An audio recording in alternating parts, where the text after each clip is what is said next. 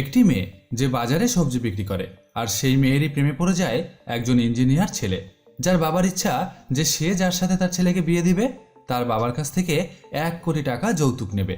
কিন্তু সবজি বিক্রেতা মেয়ের কাছে তো এত টাকা নেই। এদিকে ছেলেটির বাবা 1 কোটি টাকা ছাড়া কোনো মেয়ের সাথে তার ছেলের বিয়ে দিবে না। তাই ভালো বেতনের চাকরি করা ইঞ্জিনিয়ারিং ছেলেটি ওই সবজি বিক্রেতা মেয়েটিকে পাওয়ার জন্য এক অদ্ভুত কাণ্ড বাঁধিয়ে বসে, যা দেখলে আপনিও অবাক হবেন। তো এইরকম সম্প্রতি মুক্তি পাওয়া একটি রোম্যান্স কমেডিতে ভরপুর তেলেগু মুভি আজকে এক্সপ্লেন করতে চলেছি।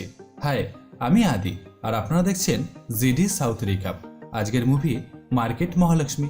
তো চলুন মুভিটি শুরু করা যাক। গল্পের প্রথমে আমরা রাজ নামে একটি ছেলেকে দেখতে পাই, যে রাস্তার পাশেই তার গাড়িটা দাঁড় করিয়ে ফোনে কার সাথে যেন খুব জোরে জোরে কথা বলছিল।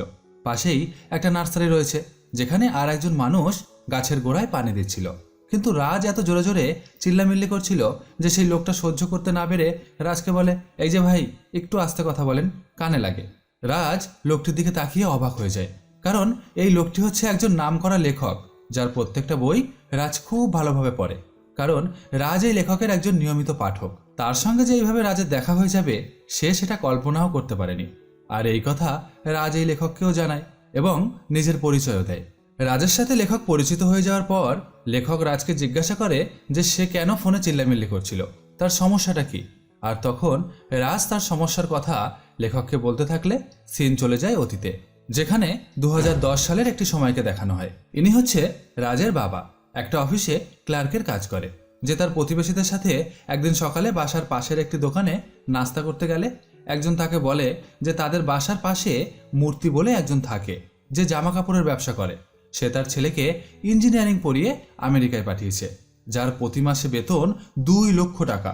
রাজের বাবা এই কথা শুনে নাস্তা করা বন্ধ করে 2 লক্ষ টাকায় কটা শূন্য হয় তাই গোনা শুরু করে দেয়। আসলে ইনি জীবনে অনেক বড় লোক হতে চায়, কিন্তু কিভাবে যে হওয়া যায় সেটাই বুঝতে পারছে না। তাই বেশি অ্যামাউন্টের টাকা পয়সার কথা শুনলে তার মাথা খারাপ হয়ে যায়। রাজের বাবা লোকটিকে জিজ্ঞাসা করে যে ইঞ্জিনিয়ারিং পড়াতে কত টাকা লাগে। লোকটি জানায় যে 5 থেকে 6 লক্ষ টাকার মধ্যে একটা ছেলেকে ইঞ্জিনিয়ারিং পড়ানো যায়। তাছাড়া ইঞ্জিনিয়ার ছেলেদের অনেক ডিমান্ড। মূর্তির ছেলের জন্য একটা মেয়ের বাবা 1 কোটি টাকা যৌতুক দিতেও রাজি হয়েছে। এই কথা শুনে তো রাজের বাবার চোখ কপালে উঠে যায়। সে সিদ্ধান্ত নেয় যেভাবেই হোক সে তার ছেলেকে ইঞ্জিনিয়ারিং পড়াবে, তাহলে সেও মেয়ের বাবাদের কাছ থেকে 1 কোটি টাকা যৌতুক নিতে পারবে। রাজের বাবা বাসায় গিয়ে তার বউকে কোনো রকম রাজি করিয়ে তার সোনার গয়না সব নিয়ে বিক্রি করে ছেলেকে ইঞ্জিনিয়ারিং পড়াতে পাঠায়। এরপর কেটে যায় আরও কিছু বছর। রাজের ইঞ্জিনিয়ারিং পড়া শেষ হয়ে যায়। একদিন সে যখন তার গাড়ি নিয়ে রাস্তা দিয়ে যাচ্ছিল, তখন একটা মেয়ে তার গাড়িতে লিফট চায়। সে বলে যে কিছুটা দূরে একটা কফি শপে যদি রাজ নামিয়ে দেয় তাহলে সে খুব উপকৃত হবে। রাজ সরল মনে মেয়েটাকে গাড়িতে তোলে, কিন্তু মেয়েটা তো সরল না। সে রাজের হাতে দামি ঘড়ি, দামি ফোন আর দামি গাড়ি দেখে এইগুলো লোভে পড়ে যায়। এরপর রাজ যখন গাড়ি চালাতে চালাতে গাড়ির গিয়ার চেঞ্জ করছিল, তখন রাজের হাতটা বারবার মেয়েটার গায়ে স্পর্শ হচ্ছিল। আর এই স্পর্শ হওয়ার কারণে মেয়েটা আরো বেশি উত্তেজিত হয়ে যায়। সে তখন রাজকে বলে যে তুমি আমার সাথে প্রেম করবে, আমাকে ডেটে নিয়ে যাবে। এই কথা শুনে রাজ হঠাৎ তার গাড়ি থামিয়ে বলে, গাড়ি থেকে নেমে যাও। মেয়েটা বলে, আমি কি কিছু ভুল বলে ফেললাম? রাজ বলে, তোমার কফি শপ এসে গেছে। তখন মেয়েটা রাজের কাছে তার ফোন নাম্বারটা চায় এবং বলে, আমরা কি বন্ধু হতে পারি? তোমার ফোন নাম্বারটা আমাকে দিয়ে যাও না, পরে আমরা কথা বলে নিব। রাজ বলে, কফি শপের ভিতরে টেবিল নাম্বার 9-এ যাও, ওখানে গিয়ে তুমি একা একা কফি খেয়ে বাসায় ফিরে যাও, কারণ তোমার সাথে যে ছেলেটার আজকে মিট করার কথা ছিল সেই ছেলেটা আমি, তাই আমি তো যাচ্ছি না, তুমি একা একাই কফি খেয়ে বাসায় যাও। মেয়েটা তো এই কথা শুনে অবাক হয়ে যায়। আসলে রাজের বাবা এই মেয়েটাকে রাজের সাথে বিয়ে দেওয়ার জন্য ঠিক করেছিল, কারণ এই মেয়ের বাবা রাজের বাবাকে 1 কোটি টাকা যৌতুক দিতে রাজি হয়েছে। আর সেই কারণেই রাজের হাজার অনিচ্ছা থাকা সত্ত্বেও সেই কফি শপে মেয়েটার সাথে দেখা করতে এসেছিল। হঠাৎ করেই রাস্তায় এই মেয়েটার সাথে তার দেখা হয়ে যায়, আর তারপরে এই ঘটনা ঘটে। তবে রাজের বাবার ইচ্ছা আর রাজের ইচ্ছা সম্পূর্ণ আলাদা। রাজের বাবা চায় 1 কোটি টাকা যৌতুক নিয়ে তার ছেলেকে বিয়ে দিতে। এদিকে রাজ এমন একটা মেয়ে চায় যে হবে সম্পূর্ণ ইন্ডিপেন্ডেন্ট, অর্থাৎ যে নিজের খরচ নিজেই সৎভাবে চালাতে পারবে, যে অন্যের উপর নির্ভর করে জীবনে বাঁচতে চায় না। ঠিক সেই রকমই একটা মেয়ে তার পছন্দ। কিন্তু তার বাবাকে এসব কে বোঝায়? রাজ তো তার বাবার উপর কোনো কথাই বলতে পারে না, কারণ সে তার বাবাকে খুব ভয় পায়। এদিকে রাজের বাবা একের পর এক রাজকে বিয়ে দেওয়ার জন্য মেয়ে ঠিক করতে লাগে। রাজ তাদের সাথে দেখা করতে যায় আর বাড়ি এসে জানায় যে তার মেয়ে পছন্দ হয়নি। ঠিক এরকমই একদিন একটা মেয়ের সাথে সে দেখা করতে গেলে মেয়েটা তাকে বলে যে আমার বাবা তোমার বাবাকে 1 কোটি টাকা যৌতুক দিচ্ছে আমার জন্য, তাই আমি চাই বিয়ের আগে তোমার সাথে বেড শেয়ার করতে। এত টাকা দিয়ে জামাই আনছে, আর জামাই তার মেয়েকে কতটা সুখে রাখতে পারবে সেটাও তো একবার দেখা দরকার, তাই না? শুধু গাড়ি ভালো হলেই তো হবে না, গাড়ির ড্রাইভার কত ভালো গাড়ি চালাতে পারে সেটাও তো জানতে হবে। রাজ তো এই মেয়ের কথা শুনে অবাক। এই মেয়ে কয় কি? সে মেয়েটার সঙ্গে আর কোনো কথা না বলে সেখান থেকে বাসায় চলে যায়। দেখছেন কত ভদ্র ছেলে। রাজ বাসায় যাওয়ার পর তার বাবা যখন জিজ্ঞাসা করে যে মেয়ে পছন্দ হয়েছে কিনা, তখন রাজ জানায় যে এই মেয়েও তার পছন্দ হয়নি। রাজের বাবা তো আর মাথা ঠিক রাখতে পারে না, ছেলের সাথে ঝামেলা শুরু করে দেয়। রাজের পরিবারে 4 জন সদস্য, তার মা, বাবা, বোন আর রাজ। রাজের মা আর বোনের এই বাপ বেটার ঝগড়া দেখতে দেখতে অভ্যাস হয়ে গেছে, তাই যখন বাপ বেটার ঝগড়া শুরু হয় তখন তারা নিজেদের কাজ নিয়েই ব্যস্ত থাকে, কেউ আর নাক গলায় না। এদিকে রাজের বাবা এখন পর্যন্ত 30খানা মেয়ে পছন্দ করেছে তার ছেলের জন্য, যাদের প্রত্যেকের বাবা এই 1 কোটি টাকা যৌতুক দিতে রাজি হয়েছিল। কিন্তু ছেলে একটা মেয়েকেও পছন্দ করে না, তাই তার 1 কোটি টাকাও পাওয়া হচ্ছে না। এর জন্যই তার আরও বেশি রাগ। তাই তার যা ইচ্ছা তাই রাজকে বলতে থাকে আর বকাবকি করতে থাকে। কিন্তু রাজ তার বাবার কথা কানেও নেয় না, কারণ তার তো অভ্যাস হয়ে গেছে প্রতিদিনই একই কথা শুনতে শুনতে। তাই সে নাস্তা করে তার মাকে নিয়ে সবজি কিনতে বাজারে যায়। আর এই বাজারে এসেই তার একটা মেয়ের সাথে দেখা হয়ে যায়। মেয়েটার নাম মহালক্ষ্মী, যাকে সবাই মহা বলে ডাকে, যে এই বাজারেই সবজি বিক্রি করে। তবে তার নাম যতই মহালক্ষ্মী হোক না কেন, তার আচরণ কিন্তু একটুও লক্ষ্মীর মতো না। এই বাজারের সমস্ত দোকানদার তাকে খুব ভয় পায়, কারণ সে উপর থেকেই দেখতে মেয়ে, কিন্তু ভিতরে ভিতরে একটা বড় গুন্ডা। সে কাউকেই ছেড়ে কথা বলে না, যেখানেই অপরাধ দেখে সেখানেই ঝাঁপিয়ে পড়ে আর মারপিট শুরু করে দেয়। বাজারের প্রত্যেকটা দোকানদার তাকে খুব ভয় করে চলে। আর এটা হচ্ছে মহার ছোট ভাই, যার নাম কিট্টু, যে মদ ছাড়া আর কিছুই চেনে না। একে যে একটু মদ দিতে পারবে তার জন্য এই কিট্টু নিজের জীবনটাও দিতে দুবার ভাববে না। তো আজকে যখন রাজ তার মাকে নিয়ে বাজারে আসে, তখন পবন বলে একটি ছেলে, যার বড় ভাই একটা গুন্ডা, যে এই বাজারের সমস্ত দোকানদারের কাছ থেকে জোর করে টাকা আদায় করে তার পেট চলে, সেই পবন এসে বাজারে ঝামেলা বাঁধিয়ে দেয়। কারণ মহা তার একজন পরিচিত লোককে এই বাজারে মাছ বিক্রি করতে বসিয়েছে, কিন্তু তার জন্য পবন বা তার বড় ভাইকে কোনো টাকা পয়সা দেওয়া হয়নি। এই কারণেই ঝামেলা। পবন এসে ঝামেলা শুরু করলে মহা সেখানে যায়, এরপর তার সাথেও ঝামেলা বাঁধে। একসময় মহা পবন আর তার সাথে থাকা তার চেলাকে থাপ্পড় মেরে সেখান দিয়ে তাড়িয়ে দেয়। আর এই সব কিছুই রাজ দাঁড়িয়ে দাঁড়িয়ে দেখতে থাকে। রাজের মহাকে দেখে খুব পছন্দ হয়ে যায়। এর মাঝেই রাজের মা বাজার করতে করতে মহালক্ষ্মীর দোকানে আসে। সেখান থেকে তার প্রয়োজনীয় জিনিস কিনে সে যখন চলে যাচ্ছিল, তখন ভুল করেই তার ব্যাগটা মহার দোকানের সামনে রেখে যায়। রাজ তখন সেই ব্যাগটা নিতে আসলে মহালক্ষ্মীর হাত ধরে বলে, মহালক্ষ্মী, আমি তোমাকে ভালোবাসি, তুমি আমাকে বিয়ে করবে? বোঝো ঠেলা, প্রথম দেখাতেই প্রপোজ। কিন্তু মহালক্ষ্মী তো অন্য ধাঁচের মেয়ে, সেই কথা শুনে রাজের গালে একটা কষিয়ে থাপ্পড় বসিয়ে দেয়। রাজ আর কি করে, চুপচাপ গালে হাত দিয়ে তার মায়ের কাছে গেলে তার মাও তার আর এক গালে থাপ্পড় বসিয়ে দেয়। কারণ সে শুনে ফেলেছে যে তার ছেলে বাজারে একজন সবজি বিক্রেতাকে আই লাভ ইউ বলেছে। বোঝো জ্বালা। এরপর তারা বাসায় চলে যায়। পরদিন রাজ তার অফিসে চলে যায়। রাজ একটা বড় অফিসে কাজ করে, বেতনও খুব ভালো। তো রাজ অফিসে গিয়ে তার কলিগদের জানায় যে সবজি বাজারে একটা মেয়েকে তার পছন্দ হয়েছে, যে গতকাল তার গালে একটা থাপ্পড় মেরেছে। তার কলিগরা তো এইসব কথা শুনে অবাক। থাপ্পড়কে কে আবার প্রেমে পড়ে ভাই? এদিকে মহার পরিবার খুবই গরিব, তার বাবা অসুস্থ, প্যারালাইজড, আর ভাই মাতাল, আর তার মা সংসারের কাজ নিয়েই ব্যস্ত। মহাকেই এই সংসার চালাতে হয়। মহা সকালের নাস্তা সেরে বাজারে আসার জন্য রেডি হয়ে বাজারে আসে। আর এদিকে রাজের অবস্থা তো খারাপ, সে তো মহাকে না দেখে থাকতেই পারছে না। তাই সে তার অফিসের 2জন কলিগকে নিয়ে বাজারে চলে আসে। একটু পরে মহালক্ষ্মী বাজারের বাইরে একটা কাজের জন্য যেতে লাগলে রাজ তাকে বলে, প্লিজ একটু দাঁড়াবে? মহালক্ষ্মী দাঁড়ায়। রাজ বলে, আমি তোমার সাথে একটু কথা বলতে চাই, তুমি আমাকে আবার থাপ্পড় মারবে না তো? মহা বলে, কি বলবে বলো। রাজ তখন মহাকে বলে যে আমি অনেক মেয়ের সাথে কথা বলেছি, কিন্তু তাদেরকে আমার পছন্দ হয়নি, কিন্তু তোমাকে প্রথম দেখাতেই আমার পছন্দ হয়ে গেছে, তুমি কি আমাকে বিয়ে করবে? মহা বলে, ওই তোমার মাথা ফাতা খারাপ হয়ে গেছে নাকি? আমার সাথে কি নাটক শুরু করেছো বলো তো? আমি যদি তোমাকে আবার এই বাজারে দেখেছি তাহলে সেদিন আমি তোমাকে মেরেই দিব। এই বলে মহা সেখান থেকে চলে যায়। পরদিন রাজ তার বন্ধু কিশোরকে নিয়ে আবার বাজারে আসে। মহা তাকে যতই হুমকি দিচ্ছে, রাজ যেন ততই মহার প্রেমে আরো বেশি হাবুডুবু খাচ্ছে। তো রাজ কিশোরকে নিয়ে বাজারে আসার পর সেখানে পবনের বড় ভাই আসে এবং সবার কাছ থেকে জোর করে টাকা আদায় করতে থাকে। তবে মহার কাছে সে কোনো টাকা চায় না, কারণ সে জানে যে মহা মোটেও সুবিধার না। এদিকে মহা ও পবনের বড় ভাইকে তেমন কিছু বলে না, কারণ তার অনেক ক্ষমতা। এরপর পবনের বড় ভাই টাকা তুলে সেই টাকার কিছুটা অংশ ওখানকার একজন সবজি বিক্রেতা কস্তুরীকে দিয়ে দেয়, কারণ ওই টাকার বদলে কস্তুরী তাকে অনেক কিছু দেয়। এরপর পবনের বড় ভাই বাজার থেকে চলে গেলে কস্তুরীও তার পিছে পিছে চলে যায়। তারপর তারা একটা রুমে ঢুকে পড়ে অনেক কিছু দেওয়ার জন্য। এদিকে পবন বাজারে এসে দেখে যে মহার সেই পরিচিত লোকটা আজকেও বাজারে দোকান দিয়েছে, তাই তার সাথে আবার ঝামেলা শুরু করে দেয়। আর এই সুযোগটাই রাজ কাজে লাগায়। সে কিশোরকে নিয়ে সেই ঝামেলার মধ্যে এসে পড়ে এবং পবন আর তার লোকজনকে ইচ্ছা মতো ধোলাই করে। আর মহা এই সব কিছুই দাঁড়িয়ে দাঁড়িয়ে দেখতে থাকে। এর মাঝেই একজন পবনের বড় ভাইকে খবর দেয় যে তার ভাইকে কারা যেন মারছে। পবনের বড় ভাই সেখানে আসলে মহার সাথে তার ঝামেলা বেঁধে যায়। পবনের বড় ভাই যখন মহালক্ষ্মীকে মারতে যাবে, ঠিক তখনই রাজ তার মোবাইলটা বের করে পবনের বড় ভাইকে একটা ভিডিও দেখায়।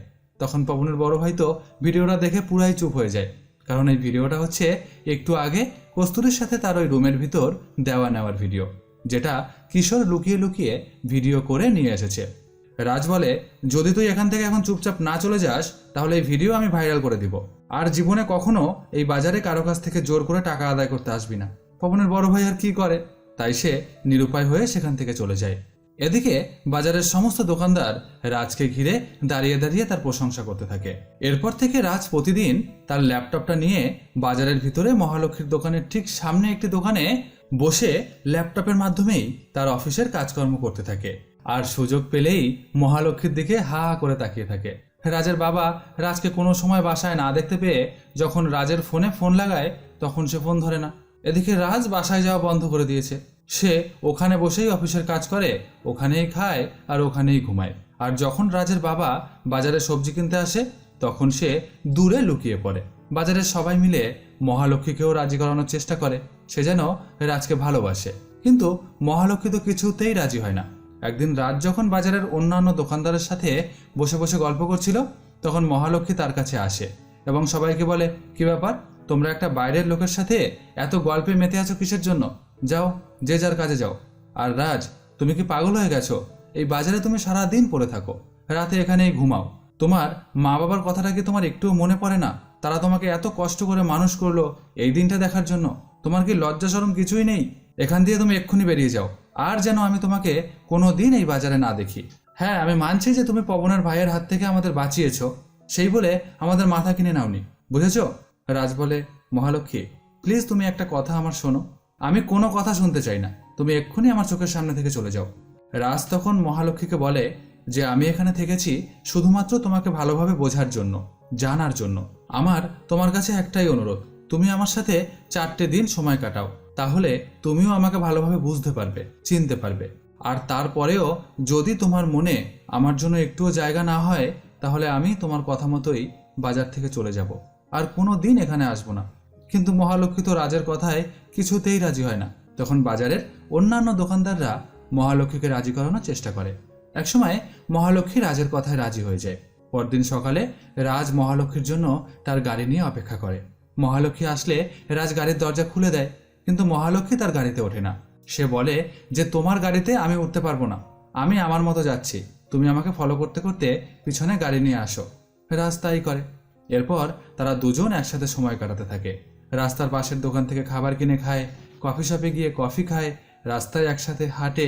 এদিকে রাজের বাবা তার বন্ধুদের কাছ থেকে জানতে পারে যে একজন সবজি বিক্রেতা মেয়ের প্রেমে পড়েছে রাজ, এবং সেই মেয়েটার ভাই একটা মাতাল, তাকে মদের লোভ দেখালে ওখানে রাজ কি করছে তা সবই সে বলে দিবে। রাজের বাবা তাই করে। বাজারে আসে, মহালক্ষ্মীর ভাই কিট্টুকে একটা মদের বোতলের লোভ দেখিয়ে সমস্ত কথা তার কাছ থেকে জেনে নেয়। তারপর চুপচাপ সে বাসায় ফিরে যায়। আজ দ্বিতীয় দিন রাজ একটা কফি শপে মহালক্ষ্মীকে নিয়ে যায়, এবং সেখানে কফি খেতে খেতে রাজ মহালক্ষ্মীকে বলে, মহা, আমার প্রায় সমস্ত বন্ধুরাই লাভ ম্যারেজ করেছে, কিন্তু আমি কারো উপরে কখনো ভালোবাসা ফিল করিনি। যেদিন থেকে প্রথম আমি তোমাকে দেখেছি সেদিন বুঝতে পেরেছি যে ভালোবাসা শুধুমাত্র সুন্দরী না, এটা একটা আত্মার টান, আর যে টানটা আমি বুঝতে পারি। এর মাঝেই মহারাজকে কিছু বলতে না দিয়ে বলে, তুমি কি ভেবেছ আমি তোমার জন্য এই 4 দিন তোমার সাথে সময় কাটাতে রাজি হয়েছি? না, শুধুমাত্র বাজারের সমস্ত দোকানদারদের তোমার হাত থেকে রেহাই দেওয়ার জন্য আমি তোমার সাথে 4 দিন সময় কাটাতে রাজি হয়েছি। তাছাড়া আমি তোমাকে চিনি না, জানি না, তোমার সাথে আমি রিলেশনে কি করে যাব? রাজ তখন মহাকে বলে যে মানুষ ছোটবেলায় জন্মের পর থেকে তার মা বাবার শিক্ষায় বড় হয়। তারা যেটা করতে বলে সন্তান সেটাই করে। আর যখন তার বিয়ের বয়স হয় তখন হঠাৎ একদিন একজন অচেনা ছেলে অথবা মেয়ের সামনে তাকে গিয়ে দাঁড়াতে হয়, তার সাথে কফি খেতে হয়, একসময় তাদের বিয়েও দিয়ে দেওয়া হয়, আর তারপর গোটা জীবনটা তার সাথেই কাটাতে হয়। আর এই সারা জীবন কাটাতে গিয়ে যখন তাদের বোঝাপড়ায় সমস্যা হয় তখন বিবাহ বিচ্ছেদ হয়। এর থেকে এটা ভালো না যে তোমাকে ভালোবাসে তার সাথে সারা জীবন কাটানো? আমি তোমার পিছনে এত দিন পড়ে আছি, আমি তোমাকে মন থেকে সত্যি অনেক বেশি ভালোবাসি, তবুও তোমার এত কেন আপত্তি? এই বলে রাজ থেমে যায়। এরপর সারা দিন মহালক্ষ্মী রাজের কথাগুলো ভাবতে লাগে এবং সেও রাজকে সত্যি সত্যি পছন্দ করতে শুরু করে। সেদিন রাত্রে মহালক্ষ্মী তার মাকে জিজ্ঞাসা করে যে মা, লাভ ম্যারেজ ভালো নাকি অ্যারেঞ্জ ম্যারেজ? তার মা জানায় যদি মানুষটা ভালো হয় তাহলে দুটোই ভালো। পরদিন সকালে মহালক্ষ্মী আবার রাজের সাথে দেখা করতে যায়। আজ 3য় দিন। মহালক্ষ্মী রাজকে নিয়ে তার বাসায় যায়। তার পরিবারের সবার সাথে রাজের দেখা করিয়ে দেয় এবং রাজ যে তাকে ভালোবাসে সে কথাও সে তার বাবাকে জানায়। এরপর রাজকেও সে বলে যে তার ভাই একজন মাতাল, তাই এই পরিবারের সমস্ত দায়িত্ব মহালক্ষ্মীর উপরেই রয়েছে, সে ছাড়া এই পরিবার অচল। এরপর রাজ সেখান থেকে চলে যায়। 4র্থ দিন যখন রাজ মহালক্ষ্মীর জন্য অপেক্ষা করছে তখন তার ছোট বোন তাকে ফোন করে এবং বলে যে সে যে মেয়েটাকে ভালোবাসে তাকে নিয়ে যেন সে বাসায় এসে সবার সাথে পরিচয় করিয়ে দেয়। তার বিশ্বাস যে তার ভাইয়ার কথা তার বাবা মা ফেলতে পারবে না। রাজ বুঝে উঠতে পারে না যে সে কি করবে। এদিকে মহালক্ষ্মী আজকে একটা লাল শাড়ি পরেছে। রাজ লাল শাড়িতে মহালক্ষ্মীকে দেখে সে তো তার দিক থেকে আর চোখ ফেরাতেই পারে না। এরপর সে মহালক্ষ্মীকে নিয়ে একটা নির্জন জায়গায় যায়। আজকে মহালক্ষ্মী রাজের গাড়িতে উঠতে রাজি হয়েছে। একটি নির্জন জায়গায় গিয়ে যখন তারা দুজনে চুপচাপ দাঁড়িয়ে রয়েছে তখন মহালক্ষ্মী রাজকে বলে, রাজ, আমি তোমাকে পছন্দ করি। আর এই কথাটা শোনার জন্যই তো রাজ এতদিন অপেক্ষা করছিল। তাই রাজ খুব বেশি খুশি হয়ে যায়। মহালক্ষ্মী বলে যে আমি এই 4 দিন সময় কাটাতে রাজি হয়েছিলাম শুধুমাত্র বাজারের সব দোকানদারদের কথা মেনে। আমি ভেবেছিলাম যে আমি তোমাকে পছন্দ করি না এটা বললেই তুমি আমাকে ছেড়ে চলে যাবে, কিন্তু জানি না কি কারণে সেটা আর বলা হয়ে উঠল না। আমি বুঝতেও পারলাম না যে কখন থেকে আমি তোমাকে পছন্দ করা শুরু করে দিলাম। কিন্তু আমার একটা সমস্যা আছে, আমি অন্য মেয়েদের মতো না, তাই বিয়ের পর আমি তোমার বাসায় গিয়ে থাকতে পারবো না। কি জ্বালা বলেন তো? রাজ বলে, এটা কি বলছো? এটা আবার হয় নাকি? আমার মা আমার বাবাকে বিয়ে করে তার বাসা ছেড়ে আমাদের বাসায় এসেছে, তোমার মাও তোমার বাবাকে বিয়ে করে তার বাসা ছেড়ে তোমার বাবার বাসায় চলে এসেছে। এটাই সংস্কৃতি, যুগ যুগ ধরে চলে আসছে। তুমি এটা কি করে পাল্টাবে? তাছাড়া আমি যাকে ভালোবাসি তাকে নিয়ে আমি আমার পরিবারের সঙ্গে থাকবো, এটা কি আমি আশা করতে পারি না? মহা বলে, কোথায় লেখা আছে যে একটা মেয়েরই বিয়ের পর তার শ্বশুর বাড়ি চলে যেতে হবে? আমি কি আশা করতে পারি না যে আমি যাকে ভালোবাসি তাকে নিয়ে আমি আমার পরিবারের সঙ্গে থাকবো? মহা, তুমি এটা কেন বুঝতে পারছো না যে এরকম হয় না? তোমার পরিবারে যখন আমার প্রয়োজন হবে আমি তখনই সেখানে চলে আসব। মহা বলে, আমিও তো সেটাই বলছি যে তোমার পরিবারের যখন আমাকে প্রয়োজন হবে তখনই আমি যাব, আর বাকি সময় আমি আমার পরিবারের সঙ্গেই থাকবো। রাজের তো মাথাই খারাপ হয়ে যায়, এই মাইয়ে কয় কি? রাজ বলে, মহা, তুমি আমাদের একবার বাসায় চলো, দেখবে আমার মা বাবা বোন সবাই কত ভালো, তোমাকে তারা মাথায় করে রাখবে। তোমার তাদের সাথে পরিচয় হওয়ার পর যদি তারপরও মনে হয় যে তুমি তোমার বাসায় থাকবে তাহলে থেকো, কিন্তু প্লিজ একবার আগে চলো, তাদের সাথে তোমার পরিচয় করিয়ে দিই। মহা রাজি হয়ে যায়। এরপর রাজ মহাকে নিয়ে তার বাসায় যায়, সবার সাথে মহার পরিচয় করিয়ে দেয়। আর তখন রাজের বাবা মহাকে বলে, 10 বছর আগে একদিন আমি একটি চায়ের দোকানে বসেছিলাম, আর সেদিন আমার মনে হয়েছিল যে আমার ছেলেকে ইঞ্জিনিয়ারিং পড়াবো। তারপর আমি এই ছেলের পিছনে অনেক টাকা ইনভেস্ট করেছি, আর সেই কারণেই সে এখন একজন ইঞ্জিনিয়ার এবং ভালো বেতনের চাকরি করে। আমি চাই যে আমার ছেলেকে যার সাথে বিয়ে দিব তার পরিবারের কাছ থেকে আমি 1 কোটি টাকা যৌতুক নেব। রাজের বাবা যখন এসব কথা বলছিল তখন রাজ তার বোনের দিকে তাকায়। রাজের বোন তখন রাজকে বলে যে তার বাবার বুদ্ধিতেই সে তার ভাইয়াকে বলেছিল সে যাকে ভালোবাসে তাকে নিয়ে বাসায় আসতে। এদিকে রাজের বাবা মহালক্ষ্মীকে বলতে লাগে, তুমি একজন সবজি বিক্রেতা, আমার ছেলে একজন ইঞ্জিনিয়ার, তবুও আমার কোনো আপত্তি নেই তোমাদের বিয়ে দিতে, যদি তুমি আমাকে 1 কোটি টাকা দিতে পারো। মহালক্ষ্মী চুপচাপ সব কথাগুলো শোনে। এরপর সে আর কোনো কথা না বলে রাজের বাসা থেকে বাহিরে বেরিয়ে যায়। রাজ তাকে আটকানোর চেষ্টা করলেও সেখানে আর এক মুহূর্ত দাঁড়ায় না মহালক্ষ্মী। এদিকে রাজের বাবা রাজকে বলে, রাজ, আমি তোমার জন্য একটা মেয়ে দেখেছি, আগামীকাল তার সাথে তুমি দেখা করতে যাবে, আর এই মেয়ের সাথেই আমি তোমার বিয়ে দিব। রাজ নিজের রাগ আর ধরে রাখতে পারে না। সে বলে, বাবা, তুমি আমাকে নিয়ে ব্যবসা করতে বসেছো, নিজের সন্তানকে মানুষ করেছো, এটা ঠিক, কিন্তু সেই কারণে তাকে 1 কোটি টাকায় একটা মেয়ের পরিবারের কাছে বিক্রি করে দিতেও তোমার বিবেকে বাঁধবে না? যদি বোনের বিয়ে দিতে গেলে কেউ 1 কোটি টাকা যৌতুক চায়, তুমি দিতে পারবে তো? 1 কোটি টাকা যৌতুকের বিনিময়ে যে মেয়েকে তোমরা ঘরে নিয়ে আসতে চাইছো, সে কি সত্যিই আমার সাথে সংসার করতে পারবে? বাবা, এটা কোনো বিয়ে হবে না, বরং একটা বিজনেস ডিল হবে। তুমি শুধু টাকার কথাই ভাবলে, কখনো তো ভাবলে না যে তোমার ছেলে কিসে সুখে থাকবে। বাবা, আমি এমন একটা মেয়ে চাই যে মেয়েটা ইন্ডিপেন্ডেন্ট হবে, যে নিজের খরচ নিজেই চালাতে পারবে এবং আমার সুবিধা অসুবিধার সময় সে আমার পাশে দাঁড়াতে পারবে। যে মেয়েটা কথায় কথায় আমাকে তার পরিবার থেকে 1 কোটি টাকা যৌতুক দিয়েছে এই কথাটা শোনাতে পারবে না। আমি সেই রকম একটা মেয়ে চাই। মহালক্ষ্মী খুবই একটা দায়িত্ববান মেয়ে। সে শুধুমাত্র নিজের খরচ নিজে চালায় না, বরং একটা পরিবার তার উপর নির্ভরশীল। আর এই কারণেই আমি মহালক্ষ্মীকে অনেক বেশি ভালোবাসি। মহালক্ষ্মী আমাকে ভালোবাসতে চায়নি, আমি ওকে জোর করেছি আমাকে ভালোবাসার জন্য। আর ও যখন আমাকে ভালোবাসতে শুরু করলো, তখন তুমি সব ভেঙে দিলে বাবা। তোমার কাছে তো আমার ফিলিংসের কোনো মূল্যই নেই, তাই আমি আর এই বাসায় থাকতে চাই না। এই বলে রাজ বাসা থেকে বেরিয়ে যায়। এদিকে মহালক্ষ্মীও কান্না করতে করতে তার নিজের বাসায় ফিরে যায়। পরদিন রাজ মহালক্ষ্মীর সাথে দেখা করতে আসে এবং মহালক্ষ্মীকে বলে, মহা, আমি বুঝতে পেরেছি যে তুমিই ঠিক। সবসময় মেয়েরাই কেন সবকিছু মানিয়ে নেবে? মেয়েদের কি অপরাধ? কিছু কিছু সময় ছেলেদেরও মানিয়ে নেওয়া উচিত। আর সেই কারণেই আমি বাসা ছেড়ে তোমার কাছে চলে এসেছি। মহা বলে, ভালোবাসার জন্য তুমি তোমার মা বাবাকে ছেড়ে চলে এসেছো? তারা তোমাকে এত কষ্ট করে মানুষ করলো, তাদের তো তোমার উপর একটা আশা থাকতেই পারে, সেখানে তো তার কোনো অপরাধ নেই। তুমি এখনই বাসায় ফিরে যাও আর তোমার বাবা মায়ের পছন্দের মেয়েকে বিয়ে করো। এই বলে মহা চলে যেতে লাগলে রাজ বলে, মহা, আমি শুধুমাত্র আমার বাসা ছেড়েই চলে এসেছি, কিন্তু আমার দায়িত্ব ছেড়ে নয়। একজন ছেলে হিসাবে বাবা মায়ের উপরে যতটা কর্তব্য আছে আমি সবই পালন করব। তুমি প্লিজ আমার কথাটা একটু বোঝার চেষ্টা করো, প্লিজ মহা। একসময় মহালক্ষ্মী রাজের কথায় রাজি হয়ে যায়, আর এরপর থেকে রাজ মহালক্ষ্মীদের বাসাতেই থাকে। কিছুদিন পেরিয়ে যাওয়ার পর রাজের বাবাও বুঝতে পারে যে সে ভুল করেছিল, তাই সে মহালক্ষ্মীদের বাসায় আসে এবং মহালক্ষ্মী আর রাজের সম্পর্কটা মেনে নেয়। তবে রাজ আর তার বাসায় ফেরে না, সে মহালক্ষ্মীদের বাসাতেই থাকে এবং সেখান থেকেই তার পরিবারের সমস্ত দায়িত্ব সে পালন করে। তো মুভিটি কেমন লাগলো অবশ্যই কমেন্ট করে জানান।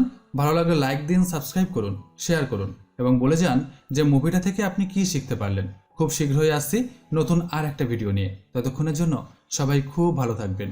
টাটা।